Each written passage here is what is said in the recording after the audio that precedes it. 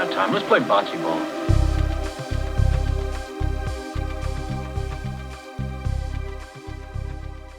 Welcome to round 22 of Eat the Buckle, the horror movie battle royale podcast that puts two movies in a weekly head-to-head matchup where the loser will remain in the ring another week, and we will be forced to watch it repeatedly until there is one movie left standing in an effort to determine the worst horror movie ever made.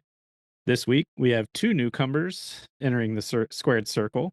The first one is 2024's The Mousetrap versus 1973's Torso. With me, as always, are a couple of Steamboat Willies who are definitely in the public domain. Aaron and Josh, how are you doing, fellas? Fantastic. How are you? I'm good.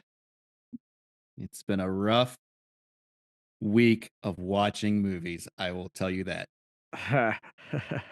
This is what the podcast is all about this week. I'm just excited to have a couple fresh faces to contend in the ring instead of having to watch Vampire Happening ever again. I was thinking that. I spent 2 hours today editing the live watch along. Look for it. It'll already be out by the time you hear this. Just know that once you get towards about an hour and 10 minutes into the recording, it's going to sound like garbage because of the vampire vodka and boobies shots made of jello that we all consumed. Well, two of us consumed and did our best. We were I just don't- to be vibing. coherent. I don't remember a whole lot about that episode.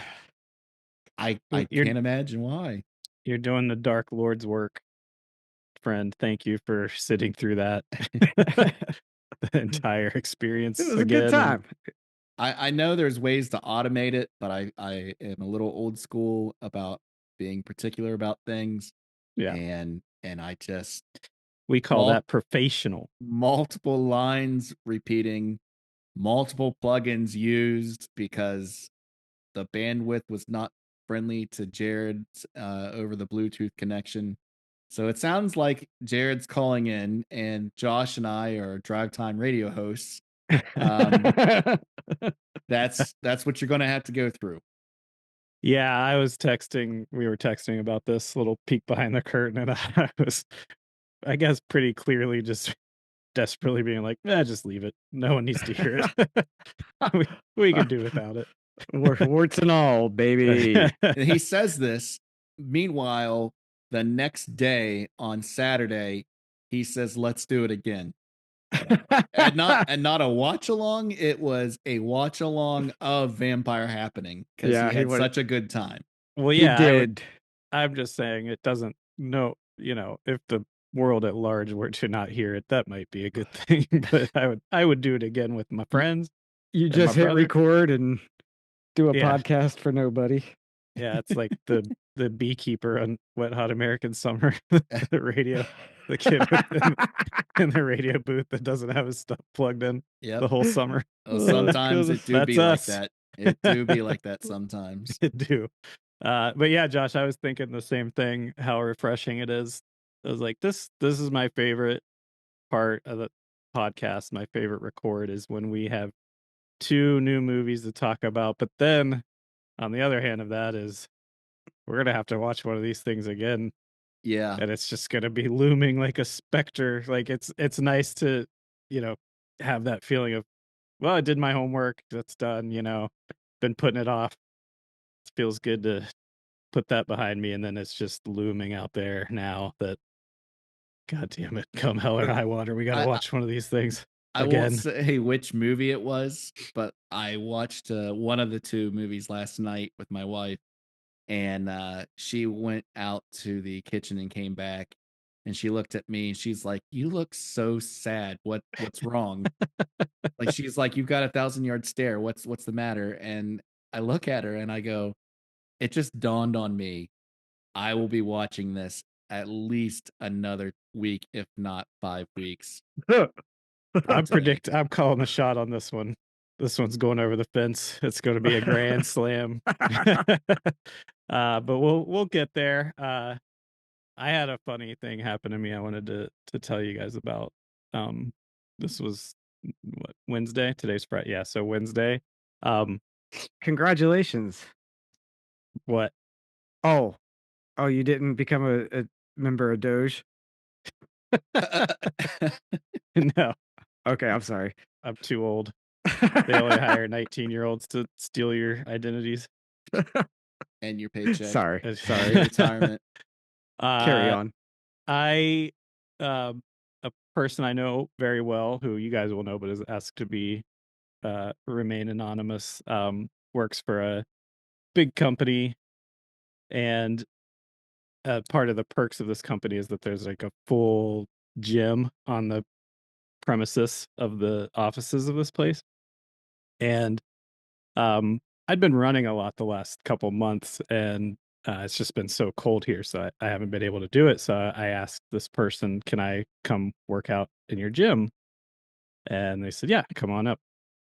So, and it's the only people that can access this gym are people that work for this place or their guests, and they have to accompany you and be on the premises, with you the whole time. So I went up on her lunch break, and we did a little workout, and then I went in to the locker room to get my stuff and my coat and my uh whatever to leave.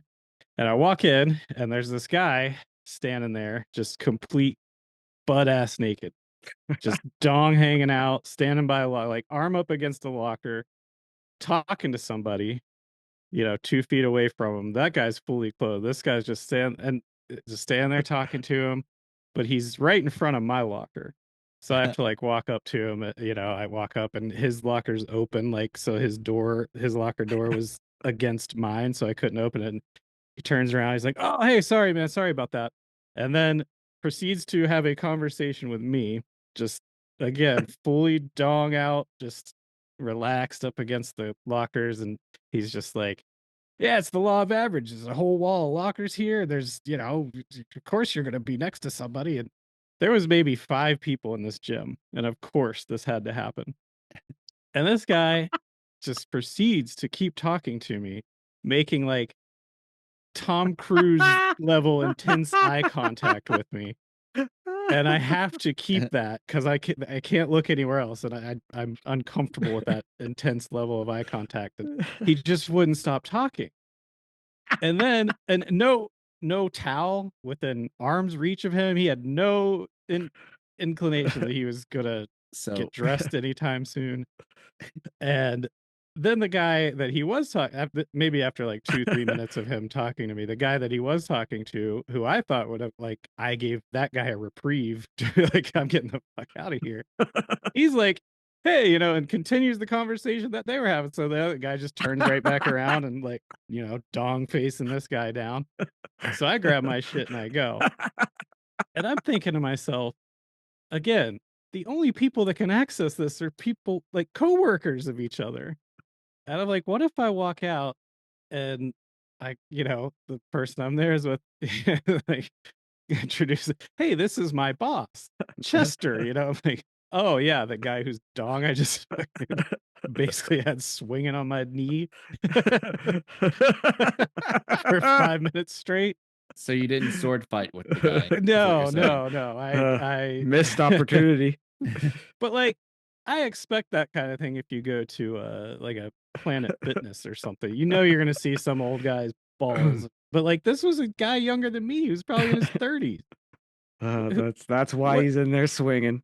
what kind of it, how many people does he work with that are just like, "Yep, there's his dick again." Uh, Old I'll do you one better. Excuse me. bless What if that a particular employee doesn't use the gym facility for anything else you. other than to just go in after work, strip naked, and Yeah, talk to whoever else goes in? he's just a recovering nudist or something. I was gonna say That's it. it's the all natural lunch break. I gotta Yeah. have that dong out lunch hour so that Yeah. I can feel Ugh, normal for the afternoon. And I love then it. I went, they have like a cafeteria there too, and we were like, "Well, let's just grab lunch since we're here." And I'm pretty sure I saw that it was hard to tell because he was clothed. He's in there eating But hot I'm dogs. pretty sure he was like behind me. Yeah. "One corn dog, please." But yeah, I can't stop. Like I just the mindset of someone to do that, just to Yeah, be out there like that and just casual conversation. I don't get it, that's incredible. but I want to go back, but I don't. I would have to go back. I would just have to see if that's a normal thing. If I did work out more than the 2 times a quarter of the year, I I don't know that I would go back to that one. I Or can't. I would try to make sure that my locker was on the very far end. Yeah, I mean, it's too intimate of a setting. It's not a public gym where, like, the chances of seeing this guy again are at his hog are pretty high. High From hog my chances. my personal experience, it was people in high school that didn't know any better that thought it was funny, and then the very old people, like Yeah, at the Y, that just could not give two shits anymore. that's what I'm saying. It's like a That was like the ends of the spectrum, as I recall. So to be in your mid 30s or 40s and just hanging out, yeah. elbow on the wall, dangling, Uh, that's news. That's news to me on social etiquette. Uh, mhm. Couldn't how believe big it. a hog was he sporting? Ample. Ample. It was ample. There All you right. go. There you go. Yeah, I Law of mean, averages. yeah, the law of averages dictate. Ah, Literally The tip of the dictate. bell curve, if you want to get. Once he again, was we're he was starting ahead of off the real curve. highbrow here. That's what I do. It's what I bring to the table. Hog talk. Oh, that's good stuff. I mean, it beats what we got to talk about. Yeah. Might as I well mean, start. yeah. All right. This movie, our first one, is from. Hard to believe this movie came out 5 months ago. When you think about what you watched for an hour and 20 minutes, that this movie was released 5 months ago. It is The Mousetrap, released August 6th, 2024. Came out no theatrical release, video on demand. I don't know what budget it had or anything like that. Couldn't find anything. It did make $60,000 in international box office, released in 4 countries. It's written by Simon Phillips, directed by Jamie Bailey, starring Sophie McIntosh, Madeline Kellman, Ben Harris, Callum Siwick, and Marielle Gagne. In this picture, a dipshit killer and a dipshit Mickey Mouse mask kills a bunch of dipshits inside a dipshit version of Chuck E. Cheese. Is it the shortest movie we've covered yet? Yes, it is. Will it eat the buckle? Maybe. Let's find out. Gentlemen off the top rope, what did you think about The Mousetrap? Oh man. Uh I Your movie that you decided in my house on a In this whim man's house, he lets you into during his the house. watch along. He breaks bread with you. You looked uh, me in the eyes and you said, "The Mousetrap." was he Jared this jokes about being John Cleese movie. No, not the John Cleese movie. Oh, we didn't get that whole conversation on tape, Yes, did we? it's on tape. Oh, okay, good.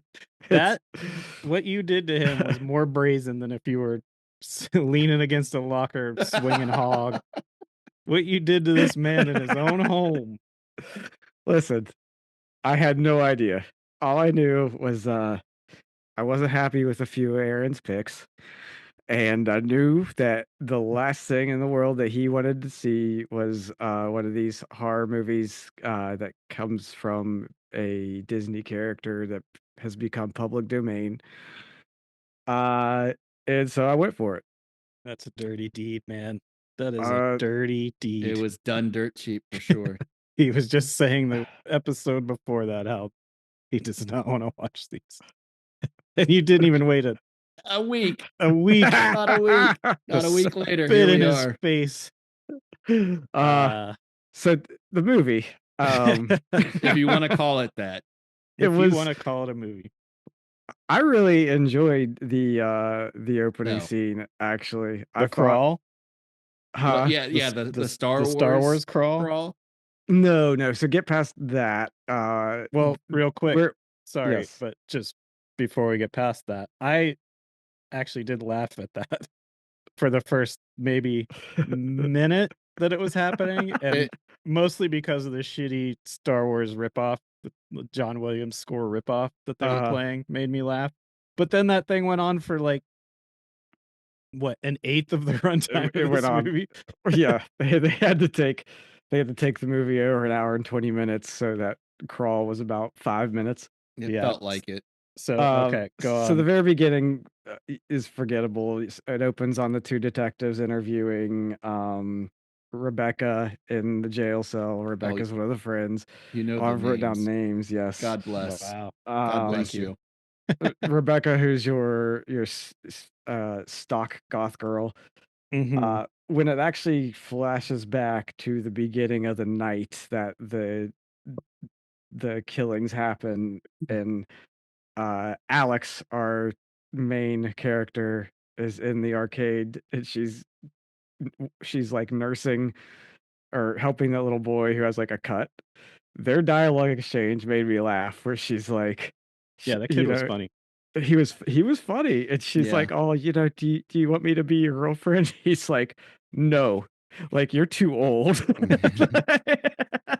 Go for someone your own age. Go for that was genuinely funny, and I had hope. I was like, this movie might actually be kind of good. Yeah, it was a decent 1-2 punch with the crawl, and then that kid was Yeah.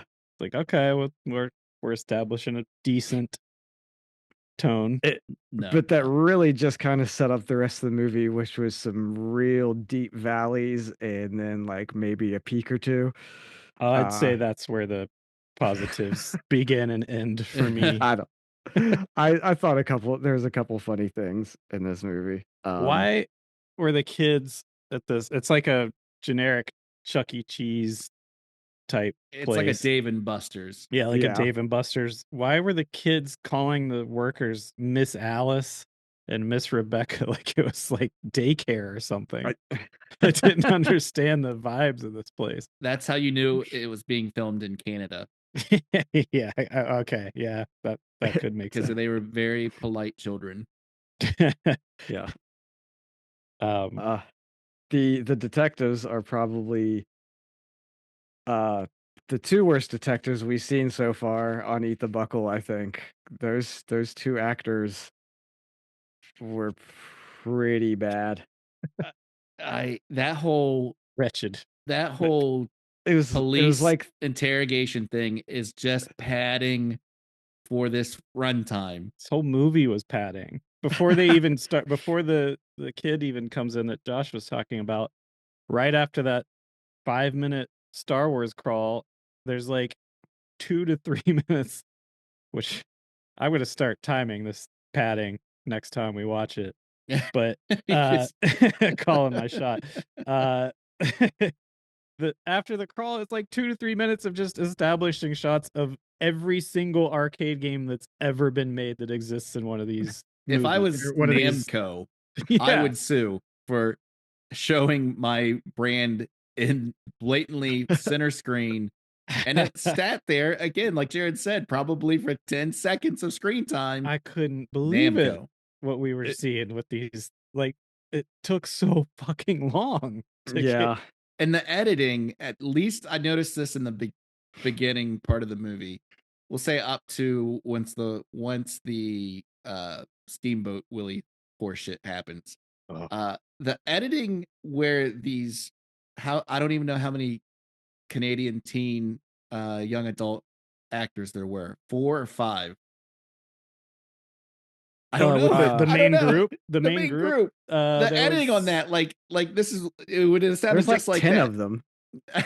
There was at least All Or right, there so was 9. I'm going count to here. I'm going to interact or reenact. Are you counting the girl who left to go on her with her I'm boyfriend? not No, counting she's- Gina, the coworker. All right, Okay. so this is what happened. This is the way, and I'm going to go cut, and at the end of the cut, that's the next edit. So this is me now, right now. Here we go in the movie. Oh, well, this is going to be such a great night tonight. Cut. Next scene. There was long pauses in the editing bay. What happened?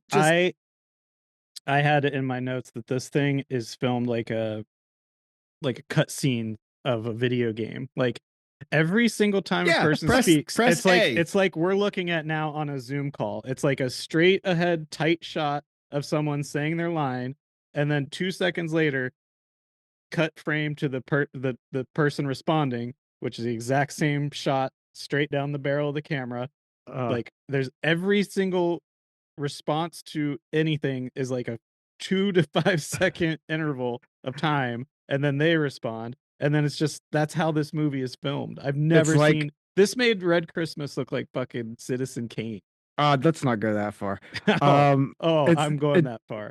it is kind of like when we would make our home movies back in middle school and high school, and there's always a delay for when you said record and the camera actually start Yeah. recording. So we'd tell each other like, "All right, remember, wait 2 seconds after I say action," and then you say action, hit record. Then it'd be like 2 seconds, and then you Yeah. start talking. That's probably what they did. It's the 21st century. You can, in whatever PC or Mac that you're working with, even on your cell phone, get that down and pared down.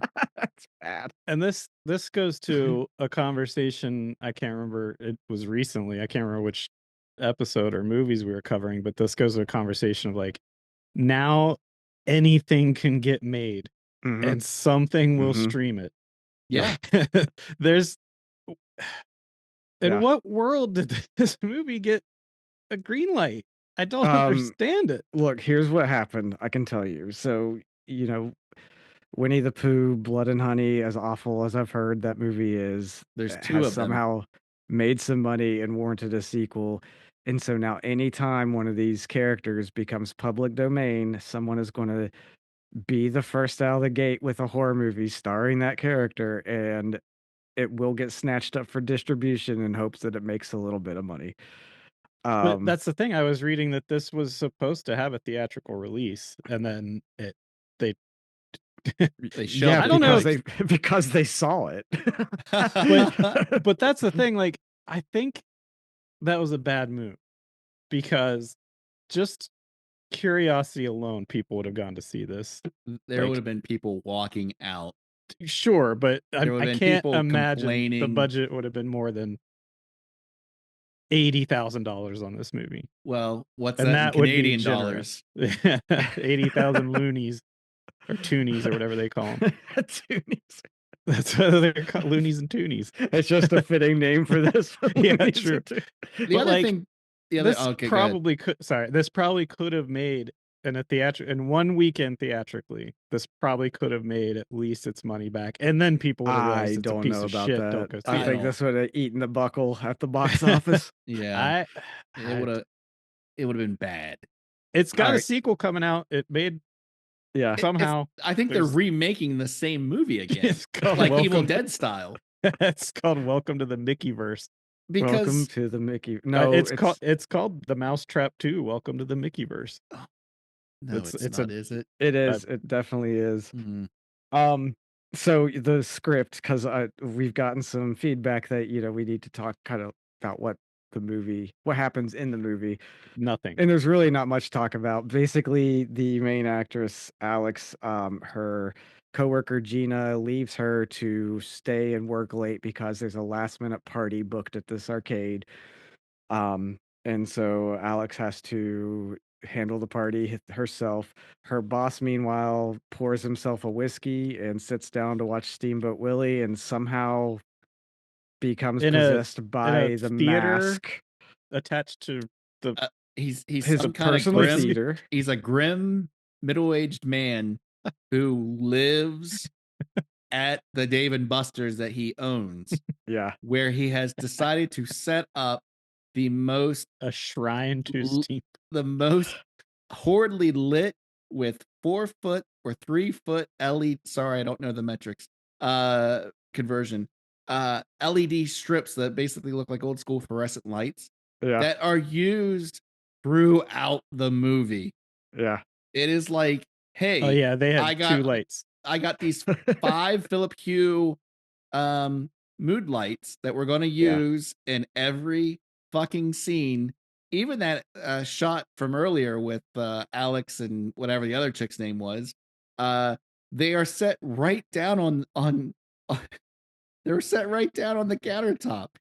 That is not OSHA qualified, Oh no, or well, maybe now it is. there was no one on set to. You The could people not you sit there. saw, OSHA. You the could not people you sit there for saw, 8 hours with bright LED diodes destroying your eyesight, burning holes in your fucking eyes, with these things right where you stand for 8 hours. I'm sorry. Yeah. And then the summary is they're in every fucking scene that goes nowhere and does nothing, poorly edited, poorly lit with these fucking stupid lights.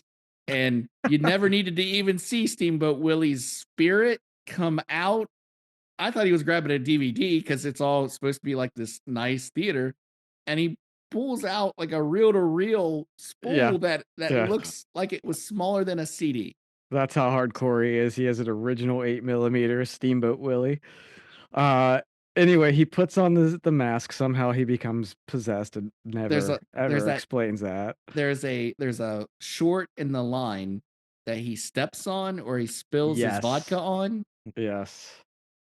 And again, this guy, what's the guy's name? Simon Phillips. Yeah.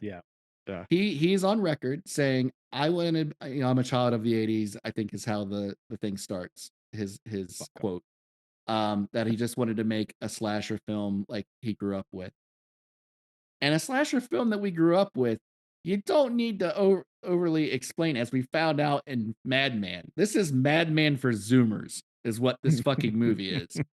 You over-explained how you became Steamboat Willie infected because you got drunk at work in this theater. You stepped on a open line, which just looked like a stereo speaker line. Like it wouldn't have been shocked you. And then suddenly now you are infected with the spirit of Steamboat Willie, and you can teleport. And you have telekinetic powers as well. And can teleport. Yeah. All you needed to say was, "Hey, Madman. Hey, Steamboat Willie." You didn't even need to do that. You could have just had the guy appear. Hey, Madman Maz. You could have just had him appear by the, I don't know, dumpster, and then come in or become part of one of the mini arcade games that are featured that people are playing, but you can definitely see in 4K or 1080p that it is just the regular demo screen. Why did it have to be Steamboat Willie Mickey Mouse? This could have been anything. This could have been any generic thing, I guess, because they thought that's what would push sales. But when writing this, it could have been anything. But that was a huge joke for the months building up to it, because everybody hates Disney is like, oh, look what's going to be public domain on January 1st. And it was Steamboat Willie, and everybody was chomping at the bit. Oh, I'm going to do something dirty with it. Right. And this guy was the first one to make a horror movie. There's more on the way. Yeah, I get all that. I'm just saying, there's nothing specific to Steamboat Willie that happens that this character can do or does happens to him, or how he kills people. There's nothing like that. They could have at least made that the gimmick, is he does, because it shows in the cartoon, he's they keep showing clips, cut-ins of the cartoon, and he's pulling a cat's tail, or just weird cartoon violent stuff. They didn't even make that a part of it. I would bet $1 that it's because this guy had a shitty slasher script that he had already written. Then he had the idea about Steamboat Willie going public domain, and he's like, oh, well, there's my villain for my slasher script. And he didn't go back and change a thing. He just let her rip. And it shows, because shame on him. Awful. We're sitting here complaining about this, and in less than 30 seconds, here's a better setup. You have an old animatronic that's dusty, covered up. You have your weird electrical thing happen that suddenly now, hey, this old timey thing that's like something from showbiz suddenly activates, and you think, oh, that's weird. And then you just go to pull the plug. There's no plug to pull. And you laugh it off because you're Canadian and you're 18 or 19. And depending on whatever province you're living in, you can now legally drink. So now it turns into oh, it's an otherworldly thing. Kind of like Madman. That's a better Yeah. elevator pitch than what we saw and sat through for what felt like 3 hours. You also just put more thought into it in that 30 seconds than what went into this. More thought, care, love, Brain blood, cells. sweat, tears, whatever. You just exceeded what was actually put into this. That I hesitate to say a lot about it because I know I'm going to be talking about it again at least one more time and probably a lot more. So how does Rebecca how does she know all Who's of this Rebecca? information? So how does She's the the goth birthday girl. No, Or no, so sorry. The goth? Rebecca's the one that's being interrogated this whole time, telling the detectives of what happened. Because she's in on it. No, she's not. Yes, she is. Did you not watch the end of the movie, like all the way to the end of the credits? I most certainly did, but she wasn't in. She's she an wasn't in on it unreliable from the beginning. She's an unreliable narrator. I don't buy it. Well, wait till the Mickey verse or whatever the stupid shit is called comes out. I guess next week I'll watch through the credits because apparently there's something I need to see. Yes. Yeah. There's definitely. Was that Kenny Pickett as the one guy with the hockey jersey on? Yeah, that was definitely Kenny Pickett. That guy had some Kenny Pickett energy. I wanted to get that one in. He was very, very I wanted Canadian. to get that line in this week. The other thing is, man, it's like everybody in this movie, we were making that Doge joke earlier. Everybody in this movie must have worked for peanuts because they all looked like they were freshmen in college. And they all specifically looked like before your freshman 15 kicks in. Like you could see like, hey, you've been drinking some Molson, just wait 6 weeks. When instead of your freshman 15, your freshman 6.8 kilograms kicks in, baby. Hey, you mentioned Molson. Everyone, the growlers, whether they were in the bar, the hockey bar, or whether they were in the Chuck E. Cheese ripoff place, everyone was drinking Corona. That ain't Canada beer. No, at the Dave and Buster's dumb shit, Fun Busters or whatever the hell that thing was called, they were drinking growlers. Yeah. Why? For an hour and 20-minute movie of this shitty quality, we were 50 minutes into the runtime. 49:47 I wrote down, first on-screen kill. You could at least give us kills in this thing. Give us something. And then when they do nothing, when they do got a bunch of snappy dialogue. When you do see on-screen kills, it is Dave Chappelle show level CGI fake blood. Yeah. Where I can see that's fucking fake completely. Like, it looks like PlayStation graphics suddenly on the screen. What did any amount of money put into this? Whether, let's say the budget was $10,000, that wasn't even on screen. What the fuck did this? What was happening with this movie? Oh, it somehow took 8 days to make this, and it had to be all shot. I am trying to enunciate so I don't sound Canadian right now because I realized I went real close because I'm fired up. No, I'm full of piss. All that detective go ahead stuff, with your most offensive Canadian accent, because for our next one, I'm definitely pulling out my Mario accent. No, I mean the most that I did was I put on my Lemieux jersey so that I could at least be in the spirit of the fucking thing. But when Jared's talking about $10,000, Jared, there are multiple scenes where their microphone battery packs are visible on the actors in your movie. And what's funny is your fucking fault. Stop laughing. I'm you did this to us. I know.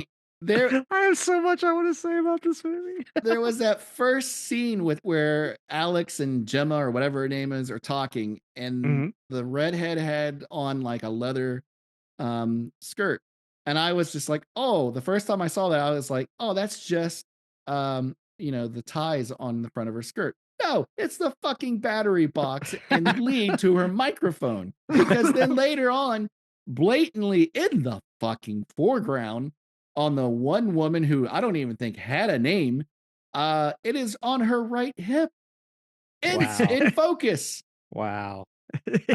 This is not even Roger Corman in the 60s, baby. This is, I got to get this done because someone's got to have a good idea. Someone's going to be doing, a lot of people are going to be doing this. We got to get it out. Who cares what it looks like? Who cares if these kids can't act? Who cares if I can't edit? Let's just get the fucker out the door.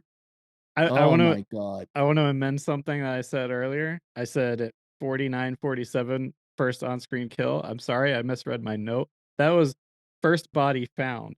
It wasn't until 59:30, 9.5 minutes later, with only 20 minutes of runtime left, counting credits, that we see our first on-screen kill. I'm holding up my iPad right now to the camera.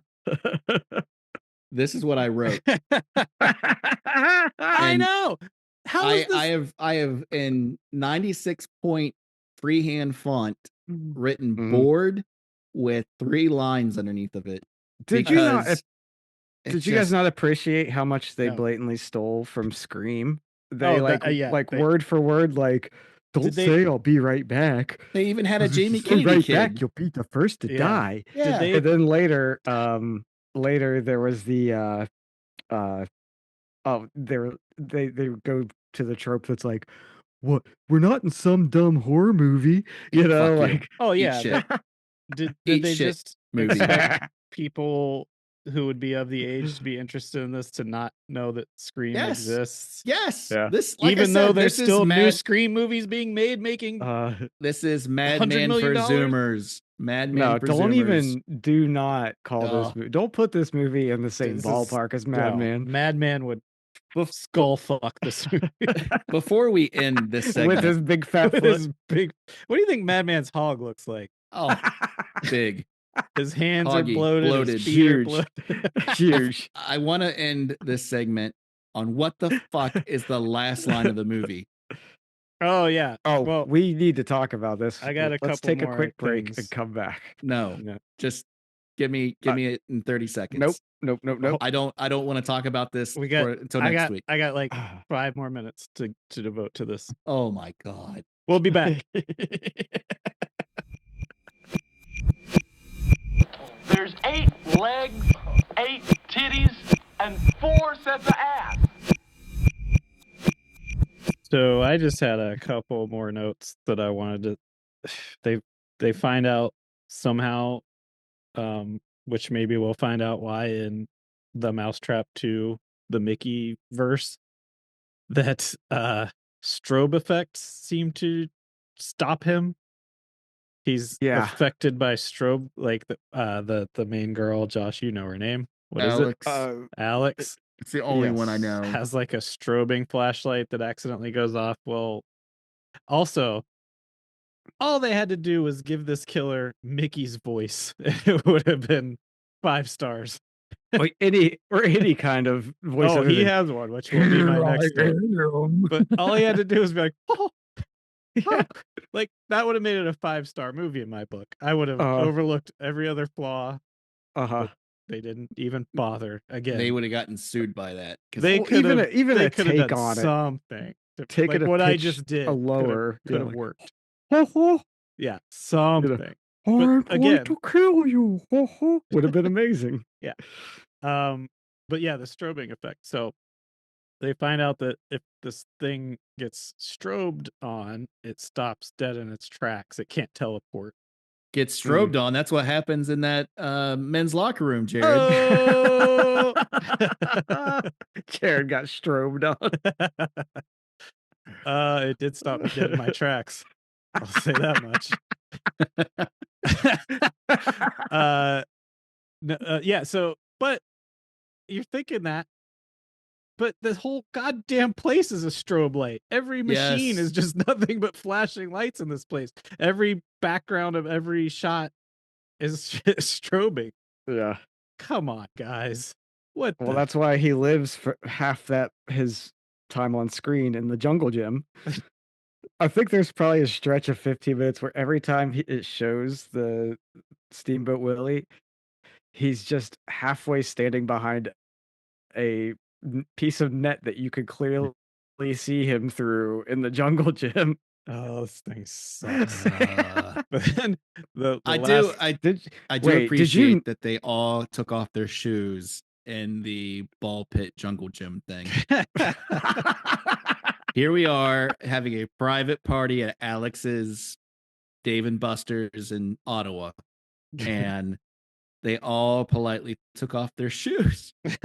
Even the Yeah. ones that just went in there to fuck and get muck up all in the ball pit. muck up in the ball pit. They were, again, these. It's a great name for a song, Muck Up in the Ball Pit. I'll keep that one under consideration. But I think even Steamboat Willie had his boots off in the ball pit. He's a courteous killer. Really? How big were his feet? Did you catch that? I didn't see Madman level feet. Okay. Last thing I'm going to say. All right. Forever This week before I end it all. There's a part where they strobe him and he falls on the ground, and then they put a chair over him to hold him down. Yes. And he's just, as he's very lightly struggling to get out from under this chair, he's just going, stop, stoppy, stoppy, stop, stop, stoppy, stop. I lost my fucking mind when I heard that. Uh-oh. Listen, we have to give some appreciation where it's due. I thought I lost you guys. Sorry. My screen went all. Are you there? I'm here. Yes, we're okay. That was God trying to sign you off of Zoom so you didn't have to hear whatever's getting ready to come out of Josh's mouth. Did your screen go all strobe on you? Listen, this is the second movie where we've seen desserts with breasts. Yeah. Oh yeah. So very true. So if this one goes the distance, it will. I want Katie to make that cake. Yeah. No. It's pretty obvious to me that your minds are made up this week. So you didn't like this. You're putting on front to you. Yeah. I want. Can I say my? Okay, hold on. The one thing I did like about this movie, my two key takeaways. I did think Alex was actually a decent actor. The rest of the cast, you're fucked in the head. Not good. You liked the cut of her jib. Yes. You're like the kid who gets. I'll do you one better, Jared. That actor looks like somebody that we knew in college that I think Josh had the cahoots. Oh, come on now. Because I looked at Katie and I said, why is it just me, or are all these kids an amalgamation of people that we knew, and specifically women or girls that we knew in college mishmashed together? Like, I can name names. I'm never going to see them again. I don't want to name names. That's very toxic male of you. There were no, I don't want to blow up anyone's spot. I'm just saying there were a lot of, God, that looks like fill in the blank. Oh, that girl, if you would put her face on blah blah blah's nose, it's that girl. Okay, it was like face because they were all generic looking. They were like group of people that just looked like everybody. Right. You didn't like Canadian? This movie. You didn't even. Not even above hatred for that. You're putting. Just not even going to acknowledge that zinger. I didn't hear a zinger. So at the end, Rebecca gets decapitated. Mm-hmm. And then what happens? What? Tell me what happens at the end of this movie. Nothing. It just they ran out of. Did they run out of film? I think there was no film. Obviously, it looks like shit. Did they run out of memory card? They ran out of memory card. I swear to God, someone just went. That's enough. I think we got enough time. But if you look, it literally stops. It took 8 days. You could have filmed this in 4. It literally stops in the middle of someone like saying mid-scream. Yeah. When things are just finally starting to happen, you're kind of like, oh. If you look at the synopsis on Wikipedia, it says that the rest of the people escape at the end. Well, that's the police officer says they all died. Or sorry. Uh, it makes Don't about worry, as we'll much sense we'll as we'll talk this about it movie, I again. guess. We need to not talk about this movie. Yeah, sure. But the last thing, okay. This is a good segue. Toby from Dr. Can we- Dog does have a great song during the end credits. I couldn't. I enjoyed that. That was a nice palate cleanser. That's where the money went. I heard Somebody from that. Dr. Dog Yes. put a oh god. And I wonder if we could get him as our first ever guest, just to be like, "The fuck, man? How did this happen?" Like, you know, he'd say, he'd be like, "Hey, I don't know, man. I wrote a song and they cut a check, and I said okay." Yeah, Erica heard that. And she was that's like, the Erica said, "Wow, that's a really generic Dr. Dog ripoff." And I was, then I found I out liked today it. it was. I thought it was a good song. Yeah. In fact, it made me say, "Man, I remember when I could listen to Dr. Dog and have a good time." Oh man, but Anyway. that's the only thing you liked about this movie. You're full of shit if you say otherwise. No, he said there were a couple things. There were a couple things. Let's move on. Let's move on to I want our email corner. I want to scream. Oh, there's no game this week? No game this week, so there's not going to be any witty. Well, we should probably have workshopped Scream what mail. is the. Oh, there you go. Okay. So from the Scream Mail mailbag, The male body bag. I'll read this verbatim. I'm going to read this verbatim. You guys are dedicated to watching a wide variety of horror films from different genres and time periods for your podcasts. We try. I don't envy your mission considering some of the crap you subject yourselves to. Thank you. I'd like to know what each of your favorite genre is: slasher, torture, psychological, spoofy, etc. Like, what do you watch when you actually have a choice? Smiley face.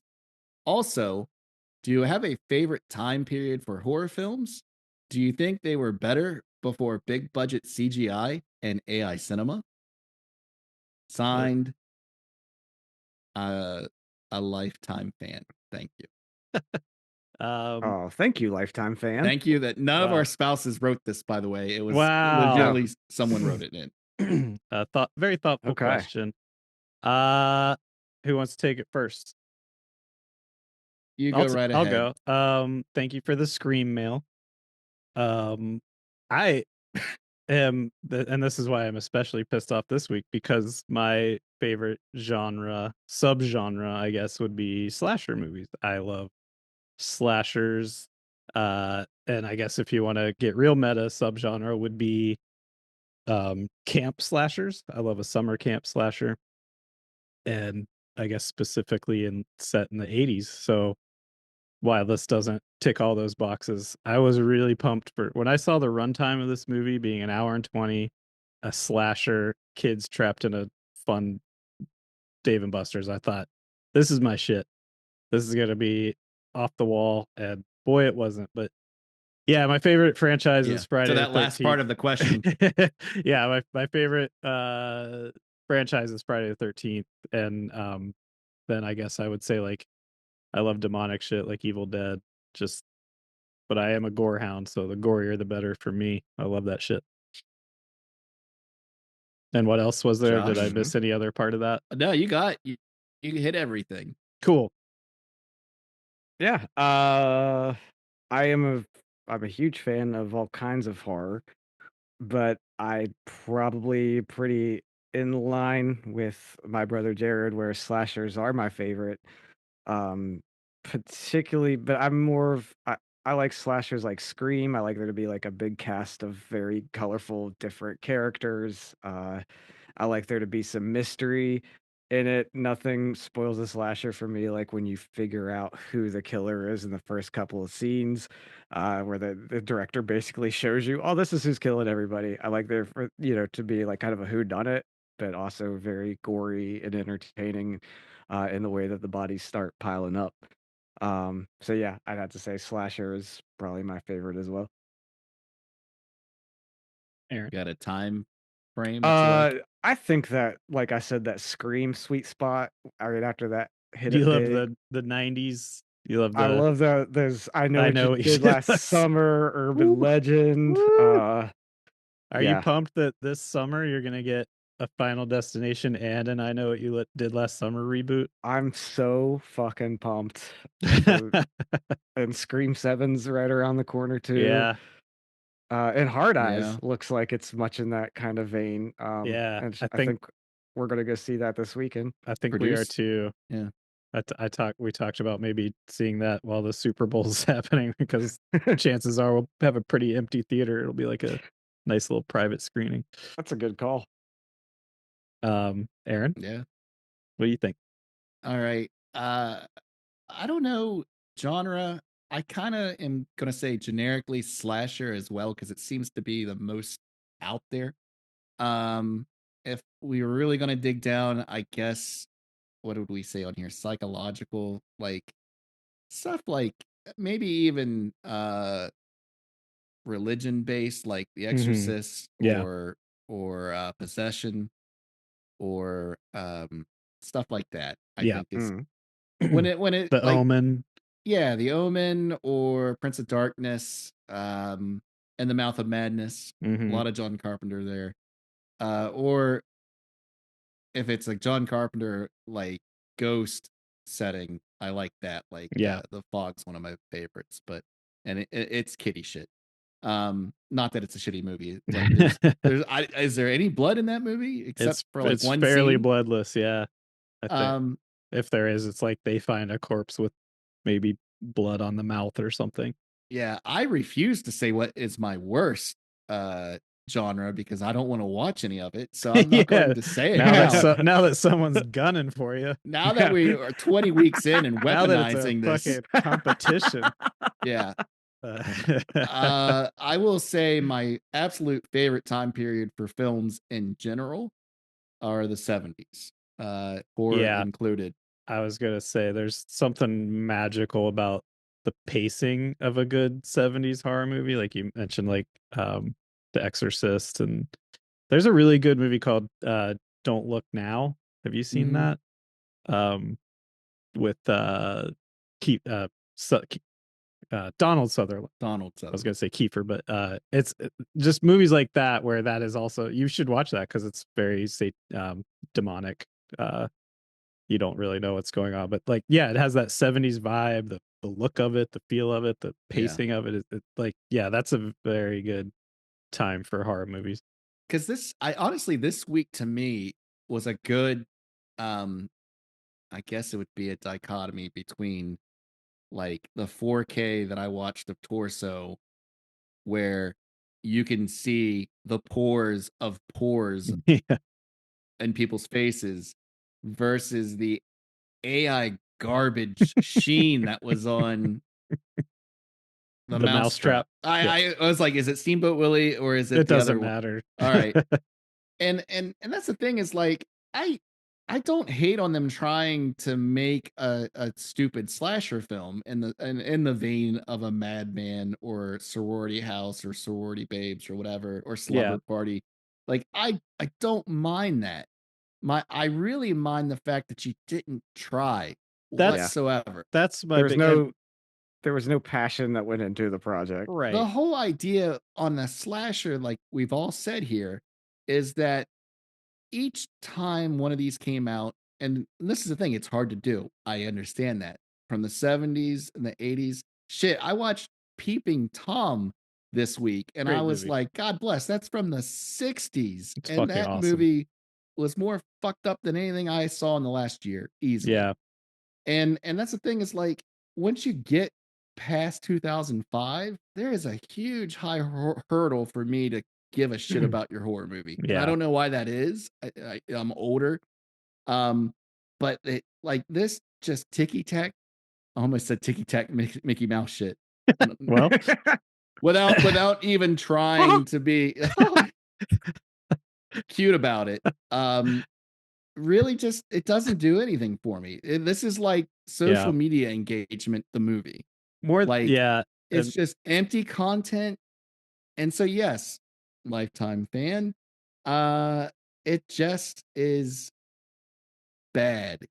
And I don't want to be a snob and be like, oh, the only good horror is like, what do they even call it? Like the elevated horror Prestige or prestige. Yeah. Like, no, I can't think of anything off the top of my head that's not been technically prestige that I could say, because like Hereditary I liked, Parasite I liked. I can't think what would be like a slasher. That last Scream, there you go. The last Scream that came out, it was fine. But But I just feel like everybody trying to do the same shit just to get it out now. Thanksgiving. Loved Thanksgiving. Yes, absolutely. Thanksgiving is the best slasher I've seen probably since the original Scream. It's fucking good. Go watch it right now. I mean, I have, but if you, the listener, haven't, the listener, I don't want to get too in the weeds with this, but like there's just nothing behind this Mickey Mouse movie, like, and we talk. I thought we were moving on. Well, we are, but like, but we talk a lot of shit on movies, and that's what we do. But like, in the grand scheme of things, kudos to people who make movies. You put your passion into it. But that's not what this was. This was like just a cash grab, and it was all I wanted was to shut my mind off and be like, I just want to have fun with this movie.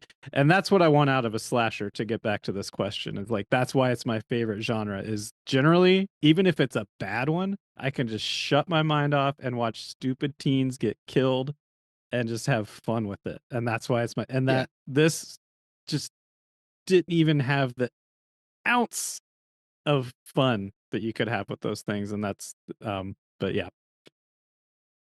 So, and apparently anything for me that features Dan Haggerty. Jesus, get out of here. I wish Dan Haggerty was in more horror films. I do too. But again, that's the thing. Like, Elves is a shitty, terrible movie. I'm not saying it's not. There are horrible things wrong with it, for the fact that apparently the Nazis win at the end. Number one being the biggest issue. But that movie, you cannot say had less heart than this mousetrap shit. Like, it just, like, you could tell, like, no, I can agree with that. I can agree with that. This might be the only movie I would agree with that comparison on, but yes, you're right. But we should move on, unless you guys have I'm good. More to add to lifetime listeners' question. No, I'm good. But also, yes, anything Sam Raimi. Let's move on. Mm-hmm. So we have to get to our next movie. We had talked about 70s horror movies. Mm-hmm. And that brings us to our next film, which is Torso, released January 4th in Italy, 1973. No budget that I could find, no box office that I could find. I don't think it got a theatrical release in America. I know it was on the drive-in circuit with, I read that it was often paired with Texas Chainsaw Massacre. What a night that would be at the drive-in theater. I did see $735,550. Okay, so for US and Canada. Oh, great. This was written by Sergio Martino and Ernesto Gastaldi, directed by Sergio Martino, starring Sonny Kendall, Tina Amount, Luke Miranda, John Richardson, Roberto Basacco, Angela Covella, and Chiaro Brett. And Mario and Luigi. In this film, a group of students retreat to a secluded villa to get away from their city, in which there has been a rash of murders. Little do they know, a mysterious killer has followed them and has an axe to grind. Was this a long walk just to get to a Star Trek fight scene at the end? Yep. Will it eat the buckle? Maybe. Let's find out. Gentlemen, off the top rope, what did you think about Torso? Milk, bread, and eggs. It's another dubbed movie from Aaron. Yeah. So it opens up on a porn. again. Uh, I don't remember. And as soon as I saw that, happen in the first 10 seconds, I was like, oh no, I'm gonna get stereotyped. My Another- first note was, here we go again. Yeah. We just got done watching a movie featuring knockers. What a difference 2 years makes, though. So I And the just gotta knockers. say And the right knock- off yeah. the cuff, I had a bad experience even just trying to watch this movie. How so? So I pulled it up on YouTube, I think, and it was the version with subtitles, which I'm That's not what one I of watched. those I'm not one of those people that's like, "Oh no, I can't watch this with subtitles." I could watch a movie with subtitles, but this was so dialogue dense in the beginning that I'm trying to like keep up with what's going on the screen and read all the bullshit conversation that these characters have between each other. And I'm like, I can't follow this. I have no idea what's going on in this movie. Now, as I realized once I'd watched the movie to completion, nothing that happens in the first 20 minutes has any bearing on the rest of the movie, so it wouldn't No. have mattered. But I thought maybe I should have be paid attention to it. So I watched like the first 15 minutes, and then that's when Aaron told me, there's a version here you can watch with the subtitles. Okay, cool. So I waited till the next night and watched it, but I was already just kind of stressed out over the whole thing. And then even when watching the subtitle version, there's scenes that don't have subtitles and they just go back to speaking Italian, and I'm like, what the fuck's happening here? Oh, that didn't What? happen for me. Yeah, it happens in the 4K. Like, Oh, really? yeah, there's 4 minutes, and none of it's all plot with the police Yes, yeah. or professor. There's Yes, and it has no real bearing toward, like, it doesn't really add anything. So I can see why they just went ahead and edited it out for the US Mhm. copy. But like, yeah, the Arrow release has like 3 different versions of it that you can watch. It can be completely subtitled, the American version, which is the 4 minutes cut out, all dubbed, Oh, or what I watched, which was the 94 minutes with the hybrid where they go and just do the subtitle. well, I was gonna ask. So, yeah, I watched it on Tubi, and it seemed to be the version that had full subtitles. But I realized like 5 minutes in that like half of them are speaking English, probably, because their mouth movements were not synced with Italian Yeah. that I was hearing. That's that hallmark of Italian films So- where whatever language you speak, just go ahead and Yeah. speak it on set. That was my thing. I was like, well, I want to watch it in like the native language it was supposed to be in, and then I was like, oh, that it wouldn't have fucking mattered. I should have just watched.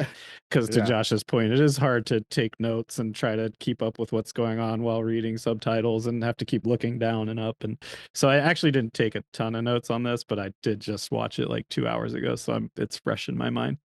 So the first kills with the couple that are in the car.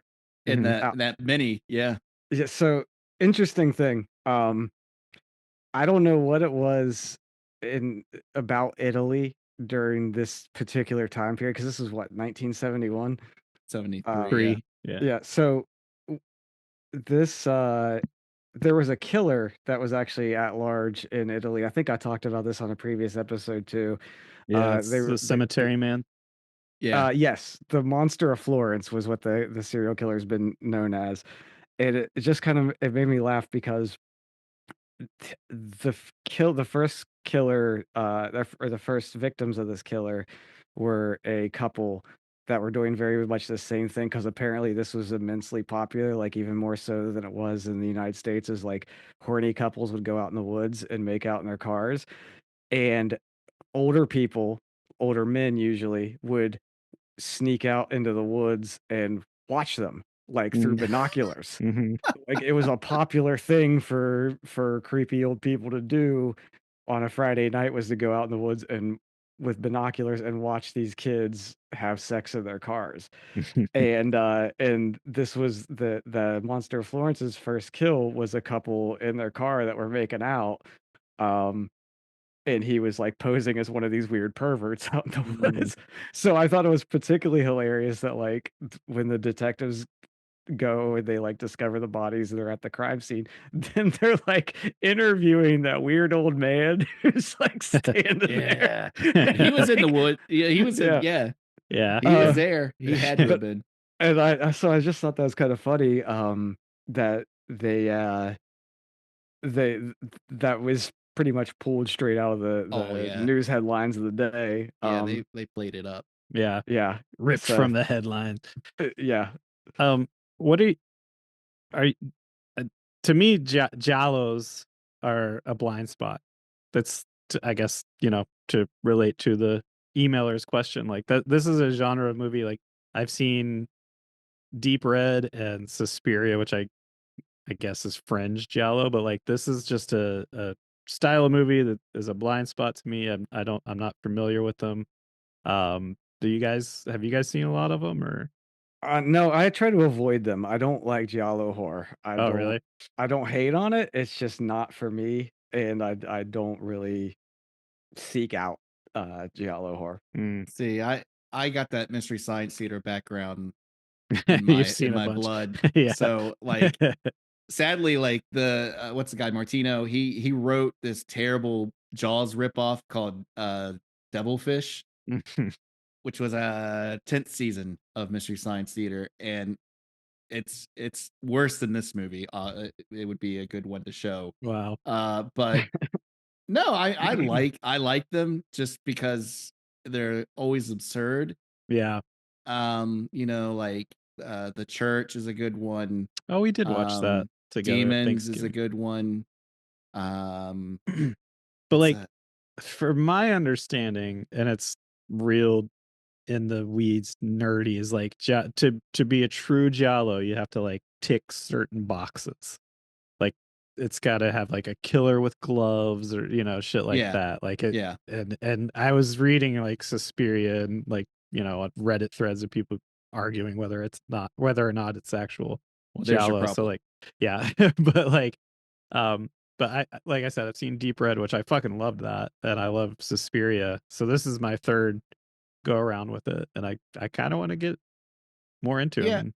I mean, just because Eli Roth and Tarantino are into him doesn't mean like you have to like them. Like Right. it's okay not to like it. I've enjoyed the dipping a but- toe in that I have. Yeah, and I'm not saying like I'm not gonna sit here and say like giallo sucks. It obviously like there's a reason why they've survived time, and so many people look at them and be like, these movies are really awesome and they were inspired by them. But it's just that it's something that's just not for me. Well, yeah. I was watching Jared- this movie and I was like, oh wow, Black Christmas is a giallo movie. Yeah, it kind of is. Like I would be shocked if Bob Clark wasn't like, hey, I'm gonna make a inspired by stuff like this. He did a good job of tightening it up and making it more interesting through its Sure. runtime. Yeah, yeah. I mean, this really is kind of like proto Black Christmas, though. Yeah, and I'm sure if you dig deep into the genre, you'll find a lot better than this. Somewhere, Like, I didn't leave it in the notes, but I do remember there being a comment about like, yeah, I saw it. It's pretty good. Yeah. Something like that. Baba Yaga is one that you should watch, Jared. Okay. It's just kind of just fucked up. Like if you like that, just keep going. Okay. My favorite shot in the movie came right around the 4-minute and 30-second mark. It's where the two of the girls are walking through the city square, which is the most insane thoroughfare. Yes. Yes. Everyone I looked at Katie, I was like, everyone is going to have a note on this because the city square is lawless. The frequency with which there should be someone getting hit by a car or a motorcycle or a bike or some sort of accident should have been the equivalent of the frequency of boobs that we saw in this movie. Yeah, like it was the constant. Piazza 4th of November, I believe. It gave me so much anxiety to even imagine having to drive in that thoroughfare or whatever the fuck you want to call it. It's just a square. I called it a thoroughfare. It's a square, yeah. Crazier than the thoroughfare in Deadwood. But there's no as the roundabout. girls, It's just No, straight up it's- 90-degree squares there's that people no- drive straight diagonally across. Some there's goo no lane roundabouts. indicators. There's nothing. There's people walking. There's people on bikes. There's people on motorcycles. There's I meant to buses. take a picture of the moment I'm about to talk about. I'll have to do it by the time we post this. But did you notice that? So the two girls are walking, and there's a couple girls behind them, and there's this one girl that has a short skirt with a belt that's like this giant thick belt buckle that looks like the head of a Dilophosaurus. No. Like, it looks wild. And I'm like, whoa. I paused it. man. I was like, I need that belt buckle. It just looks like a giant dinosaur head on her Yeah. sitting on her hips. It's awesome. Everyone was very fashionable in this movie. I Yeah. love I the have a fashion. note that says everyone has really nice hair in this movie. Everyone looked great. It was what a time to be in Italy in 1973. My lord, everyone looked That's like why everyone was out in gorgeous. the woods fucking. Yeah. Real quick, just because the title cards came up, and in Italian it was, forgive the butchering, I corpi presentano tracce di violenza carnale. And then the subtitle just said torso. It's like, I don't know Italian, but I know that doesn't fucking just say torso. It says the bodies show traces of carnal violence. Carnal violence. Which is a great name for a movie. Carnal violence. It says it all right there in the just title. Cut it to carnal violence. But the bodies show traces of carnal violence is a fucking for anything that is an awesome name. A metal album, an emo album, a country album, a horror movie. You know who is a big fan of this movie? Has to be. Who's that? Whoever wrote The Burbs, since the one woman's name was Carol Peterson. Oh, wow. You didn't pick up? Well, you were reading subtitles. It could have been Carlotta for all I know, but in the dubbed version, there was Carol, but I didn't get a last name. I don't think. The woman that runs around in the muck, which the Foley artist went good lord, out above and beyond with the Foley. She got it rough, man. She got roughed and yes, but her name was Carol Peterson. Oof. That's so I guess Italians really do just love their motorcycles, don't they? Vespas, man. Yeah, they love that shit. Not just Vespas, they had like dirt bikes and stuff too, which is like the same kind of thing they did in Cemetery Man, and it is just a genuine question. Like, is that a really big part of Italian culture? I've been. But I guess they can navigate the chaotic thoroughfare better than a boxy car. I saw a lot of two-wheelers when I was in Italy for my short time there. That was just a genuine question I had. Yeah, let's maybe we should take a quick break and then really get into this thing. Yeah. And then give it its just dessert instead of just screaming into the void, upset about a stupid fucking movie. I'll never be not upset about that movie. Of course. Stepno's scarf was different. It had a red design on a black background. The one the inspector showed us was just the opposite. I'm so confused. So this thing has a lot of nudity, just like the last movie we inducted into the Hall of Shame. It starts off with sex scenes going on, and someone's like taking pictures of it through camera lens, and just like Ghoulies 3, whoever wrote these sex scenes did not know how to sex, because it looked like it was just people headbutting each other in the chest. So real fast. I've already apologized. That's how the Italians are doing. I've already. Oh god. Oh no. Oh no. All right. So I apologize about at the top of the dome jump, whatever you want to call it, that there was nudity. Mm-hmm. I didn't realize, and this is going to be spoilers for a 52-year-old movie. I didn't realize until this viewing that that's the blackmail that the two women are doing on their professor. Yeah, I which was is wondering. the whole shtick of why the guy's upset, wanting to murder them. But for whatever reason, I don't remember that from the first time I saw this movie. But I kept going like to Wait, Katie. I was like, Well, yeah, all right. let's So let's get into that just in the plot in general. yeah, And then that will lead us to this. So it's a did it say what city it was in Italy? Umbra, I believe. Or no, that's the Providence. It said Wherever it was, there was a university starts with a P. and so it's like a college town city, and young ladies are getting murdered, and specifically by being choked to death with a scarf, a silk black and red scarf, and then their bodies are being mutilated afterwards. And the police are after this killer, and we come to find, and it's this group of friends, specifically their friends are getting killed, so they decide to go off to this villa. One of their parents owns a villa, so they go there to get away from it.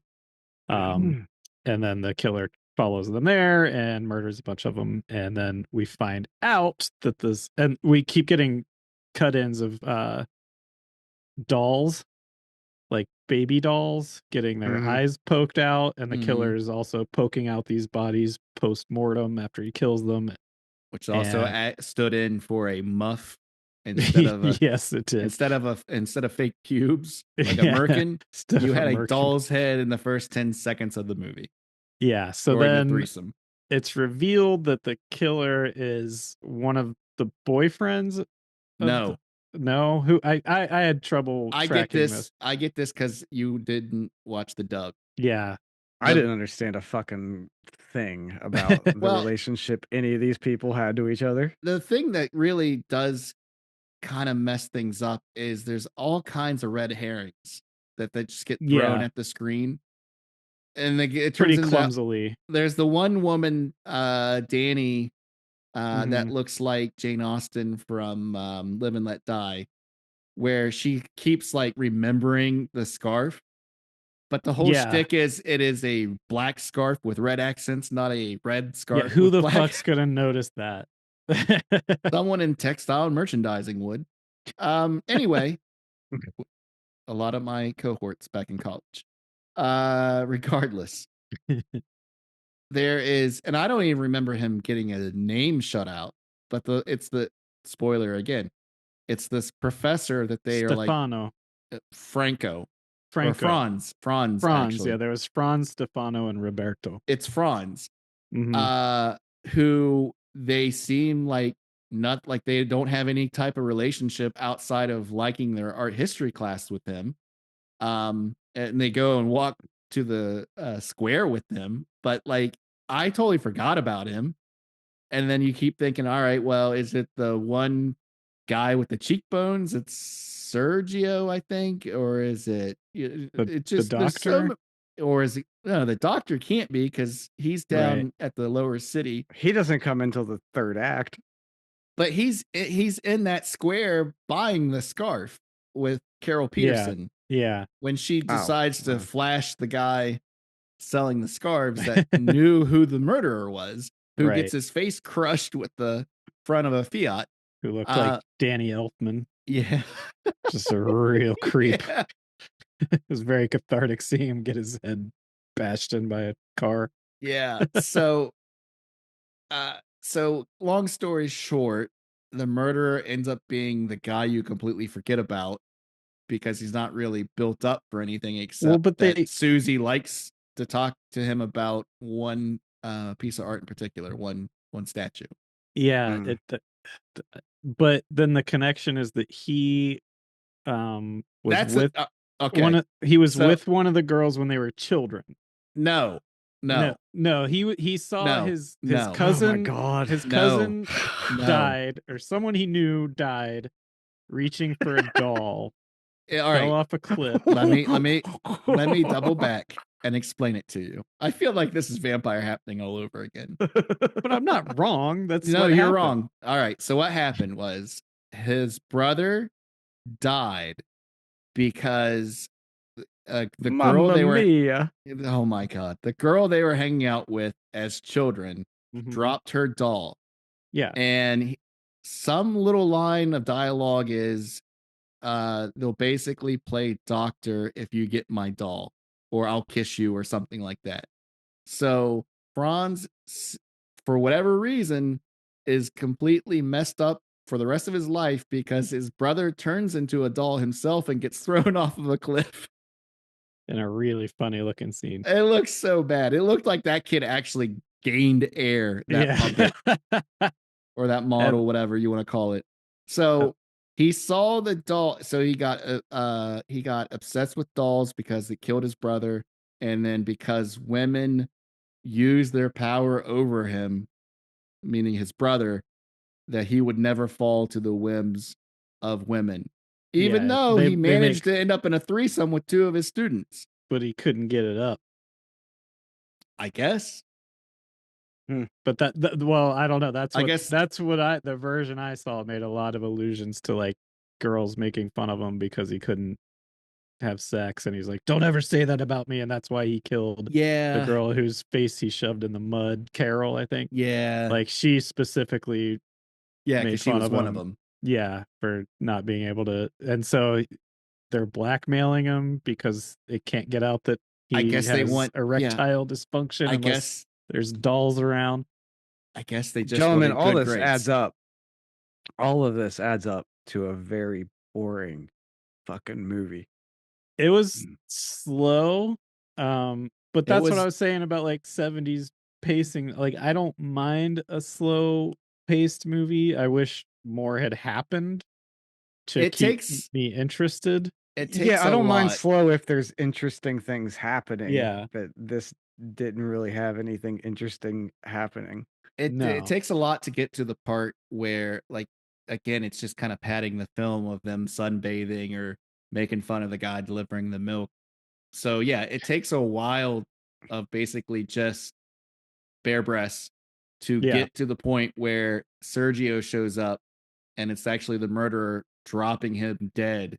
And they do that whole time shift thing, which I completely forgot about from the last time I saw it. And I was like, wait, I thought you saw them get murdered. And then I was like, oh, I'm going to get made fun of for this because now 3 women are dead and you didn't get to see it happen. But then it like slowly, it's not the fact that he stabbed them. It's the fact that she wakes up, Susie, Mhm. who had rolled her ankle.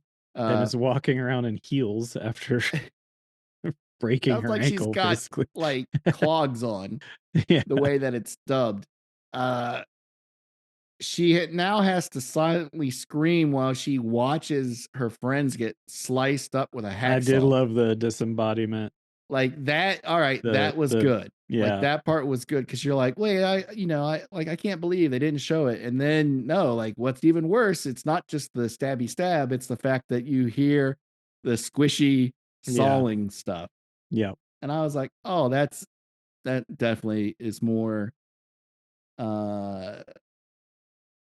cerebral, I guess would be a good term to visceral. use. Well, not visceral, cerebral. Instead of just being like, let's show you getting stabbed 60 times. Let's Yeah. just the imagine, if you will, if you were in the situation. Once they got into the villa and then you realize that the killer's there with them, I was like, this is my shit. This is what and that's where I was like, oh, this is like Black Christmas And style. then There's a there's lot that, of like phone calls happening, and yeah. is it someone in the house? That whole But there's the aspect whole of it. side quest with the doctor and the old lady that Josh, I'm sure, loved, where they get rear-ended in a blind corner. Yeah. I was pretty checked out by that point, so I was just like, whatever, let's get to the end. I was enjoying my time with this. I was invested in it. It was slow. It was deliberate, but I liked it. I thought it was shot really well. This was made by someone who like knew where to point a camera. Yes. At least compared to the last movie we saw. And yeah, like I said, this is making me want to go deeper down the giallo hole. But yeah, it does all amount to a fist fight between the Dr. Roberto and the killer, which was had- actually a great fist fight. I did Oh, enjoy just that. the Oh, dubbing, the sound like- of It's like Foley Raiders of the work. Lost Ark Yeah, Foley work. it was Yeah. like Star Trek Foley work. It was. Every punch sounds like you just dropped a whole cow from 3 stories. So many double axe handles, just bam. A lot of So, axe handles, the chest, doctor- knee to chest. The doctor, does he not fall down the stairs and then through a glass door? He does, And then he yeah. gets right up and he just starts Yep. wailing on the guy Yeah. again. Yeah. Face first through it. Like face is the first thing to make impact that shatters a glass door, and there's nary a scratch on that beautiful chiseled face. I mean, when he thank stands God up. for that fight scene. It saved the movie for me. I enjoyed this one. I did. It wasn't great by any means, but I mean, Nah, there was some good. compared I to thought what there we've was seen some on the show. I not even comparing it to the previous movie, just saying on face value, watching it, I thought there's a couple entertaining parts. There's some cool Yeah. camera work. Yeah. The last part of the movie in the house does get exponentially better, but like I said, by that point, I was just like eyes glazed over, just like I Yeah. just want it to end at this point. There's I- that. And then all- you get that beautiful fight scene. Yeah. There's I just a loved. lot.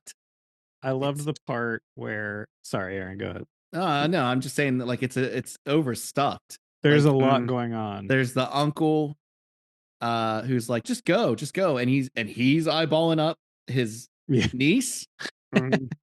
where she's like she's just got out of the tub, and you see like her side of her hip is exposed, and he's just like, yeah. Also, There's that's all that time spent in the village below with the Gene Siskel gang, Yeah, Yeah. I didn't. where all didn't those care for them guys. much. Oh, in the dubbed version, it's hilarious because they all sound like Josh is Italian. I wanted to see them die. I was Listen, I took 4 disappointed. years of Italian in college. I'm fluent. Mamma mia. I was gonna say that the Let's part go. the part where Jane is locked in the room and the killer realized, because for a while he thought he'd killed all the girls, and then he realizes he left one alive, but she's stuck in the room because the old school skeleton keys in the lock. Yeah. Oh, And where he she- sets it on the newspaper. Yes, where there's like that. Did any was of you tense think as that fuck. wasn't going to happen? I didn't know what was going to happen. I but was it's- expecting it actually to drop into his hand versus onto Well, the floor no. that he picks it up. So like, yeah, so for the listeners, like she's got a She's locked newspaper in, that yeah. she's shoving under the door, and then she uses a whatever hairpin or something to knock the key out, hoping it'll land on the newspaper. But what she doesn't know is it shows the key fall off the newspaper, but the killer's watching her do this, and he just picks the key up and puts it on the newspaper, and then she thinks she did it and unlocks the door, and he's just standing there. I thought that was cold as shit. Yeah. I got chills when I saw him put the key on the newspaper. I Yeah. thought that was fucking ruthless. I mean, I after loved it. watching the other women get sawed into pieces, and again, the Yeah. special effects are very terrible. Yeah, Like, it's not. Yeah. they look as real as the vampire happening jello boobs at that point. But Yeah. like I think again, I like this because it gives you time to live in the scene and do the what ifs, Mhm. which is what I appreciate about horror, when it gives you the chance to do the, oh God, could you imagine if Yeah. this was in this situation? I was just enjoying the vibes of Italy. Like it made me really be like, I wish I was a student in Italy in 1973. It looked like a Don't go out cool in that fucking time to be alive. thoroughfare. Yeah. You'll lose your life.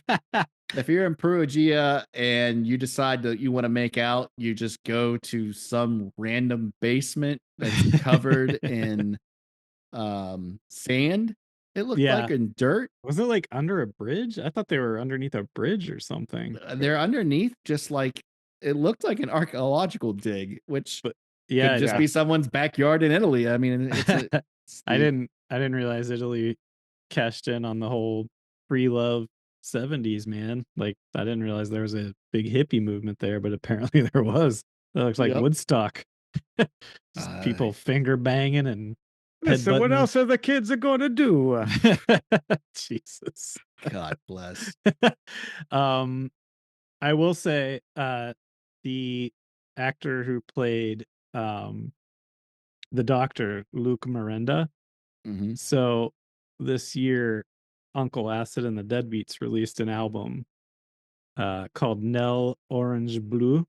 It's Italian. I can't pronounce it, but hmm the whole point of Josh has heard it, and I own it on vinyl. I fucking love it. But the whole thing is like they created a giallo movie script, like the whole plot of a movie, and scored it.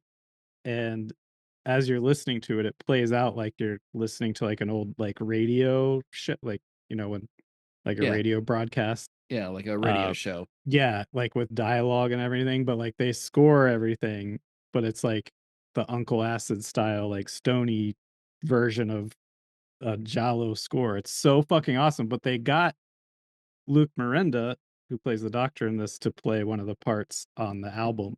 hmm And it's really fucking cool. I recommend anyone go out and listen to that.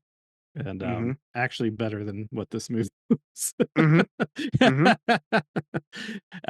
And the vinyl has like, it's all in Italian, but the vinyl has like the script written out in English, and I've yet to sit down with it and read it, but I maybe this weekend I'll do that. But go out and check out that album. It's fucking awesome. All right. It is awesome. Yeah.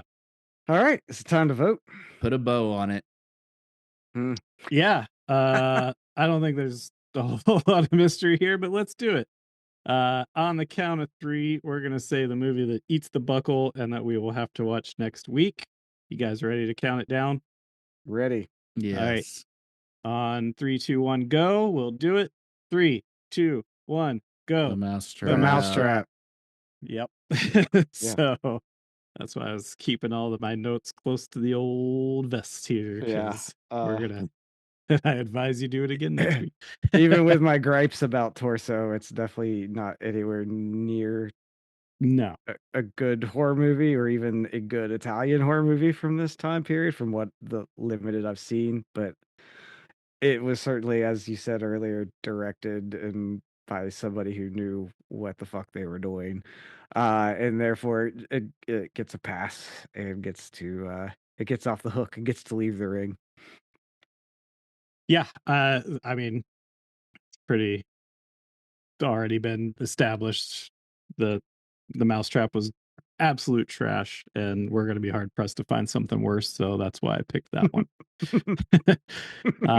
We need a run in from Madman to knock.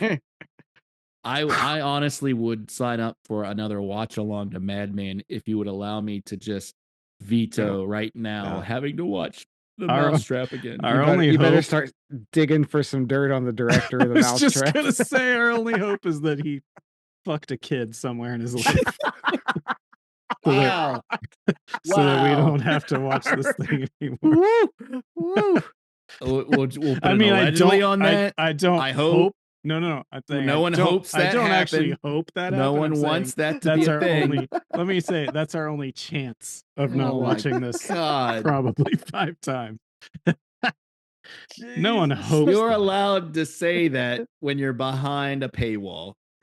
I don't hope it. I'm just saying it's our only chance. Of course, no one wants that to happen. But our only chance is that he fucked a kid somewhere in his life. All right, what are we watching next? What's it going up against? It would be that's Ghoulies 4. Oh, fuck you.